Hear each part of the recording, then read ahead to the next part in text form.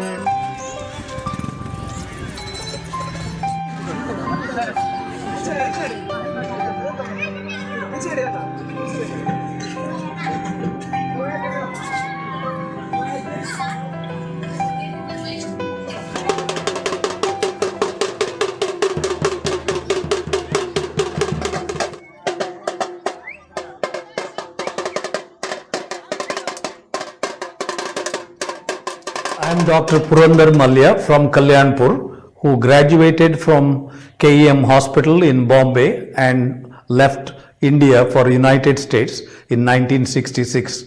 My interest in psychiatry and exposure came at a very young age.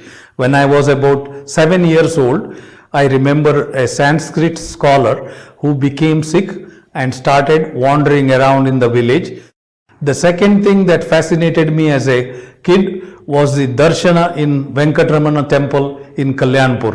We used to have 3 sessions in a week where people from surrounding villages came with their psychiatrically ill patients for treatment with darshana. The darshana is a person would go into a hypnotic trance. He would beat himself with a cane and would walk on the burning coal and would take care of this mentally ill in his own way. Whether it was a hypnotic suggestion or what happened to them, we really have no clues. Then in my own family, at the age of 15, one of my older brothers got sick and hit my father. So we had to take him to a hospital about 20 miles away, where he was hospitalized for a few days and came back out. Probably received some ECT at that time because there were no medications in the market at that time. This was in 1955. In India, with at that time more than 300 million population, there were only 2 psychiatric hospitals, one in Bangalore and one in Pune. In the whole city of Bombay, with 10 million plus population, there were only 2 psychiatrists, and people refused to go to see the psychiatrist in front of others. Either they went through the back doors or they went after dark so that they can receive shock treatment. And when I went to see my brother in Bangalore hospital, it was kind of pathetic. People were herding around themselves. They were sleeping on the floor. Some people were walking around in restraints. And I'm not sure what happened to my brother. Ultimately, the rumor was that he jumped into the well and killed himself because there was no treatment available at that time.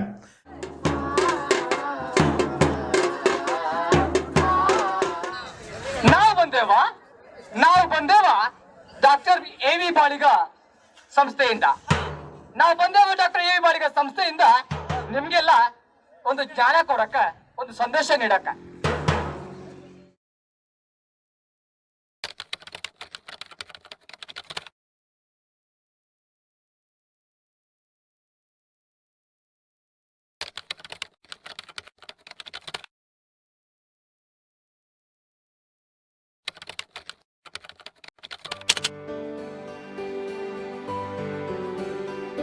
In the last 40 years, I have been coming to India almost every 2 to 3 years, but I has the first occasion to be working in A.V. Baliga charitable institution about 3 years ago, and it is amazing to see how psychiatry has changed in the last 40 years. A.V. Baliga Memorial Hospital takes care of about 90 plus inpatients, one of them a female unit, one of them a male unit, and one de-addiction program. And people line up to see the psychiatrist, sometimes coming from as far as 40 to 50 miles on 3 to 4 hours of bus journey to see the psychiatrist. There is no more stigma attached.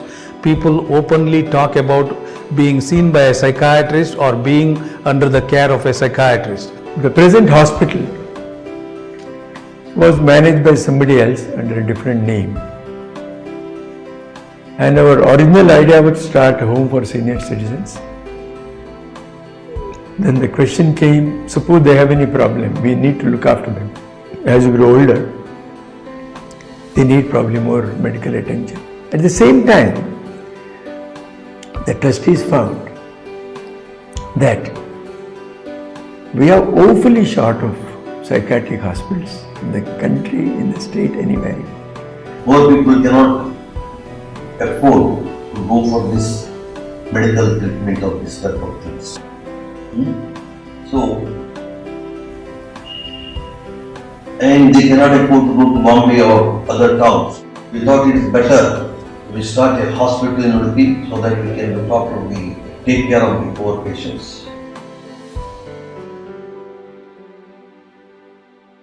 So this hospital started as a 30-bedded general hospital setup in 2003, and now it has grown into a 90-bedded setup where almost around 75 beds are reserved for psychiatry. We have a 35-bedded de-addiction ward, which was originally a 10-bedded ward. Now it has become 35-bedded.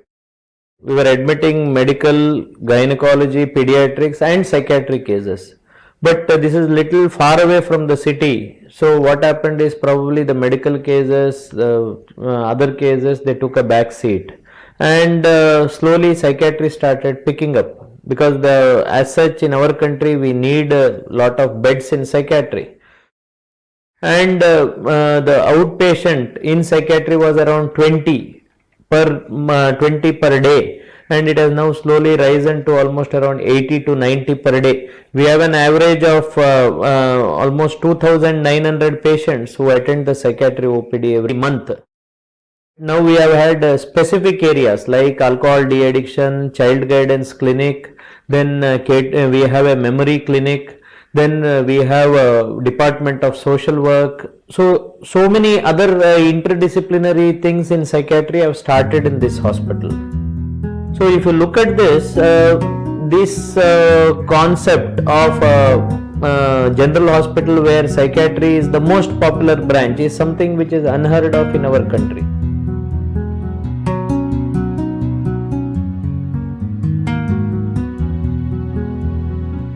We were always apprehensive what we'll do tomorrow. That bad tomorrow has never come. People have come forward.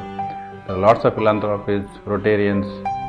The basic strength of financial strength comes from our Rotary Social Welfare Trust. Other amount comes from donation from Rotarians. There are permanent, every year donors we have. People who are taking medicine for so many years, they have realized that it has helped them. They want the help to reach to others. So they contact their family people, and we have one family who is very poor. She is taking treatment for the last 10 years. Now her son is educated, he is employed, and last month I am very happy to say he sponsored one camp, he donated money. So this sort of community partnership is what we need. This is not our program, it is the program of the community, and it will go on. Now, as a school, we sought the help of Dr. Bandari, and he has been always willing to come and help us in two ways basically. One, to guide our teachers in counseling and such other skills. So he has given some training to our teachers, and then secondly to our parents. Amongst children, the most difficult thing that we sometimes come across. It's a small number of children who are violent, who have serious behavioral problems. It expresses more in terms of either violent behavior or in terms of total indifference to studies. These are two clear expressions in a school situation. And we of course have teachers who are trained. We have nearly 30 teachers who have degrees in counseling. We sort out lots of problems here itself, but then if there are intractable problems, in such cases we call the parents, talk to the parents and persuade the... We are glad from the response we have received here, we are doing something worthwhile. And Dr. Baliga, if he is watching from above, will be very happy to see his desire that his assets should be used for the public good is being done, fulfilled by the present Board of Trustees.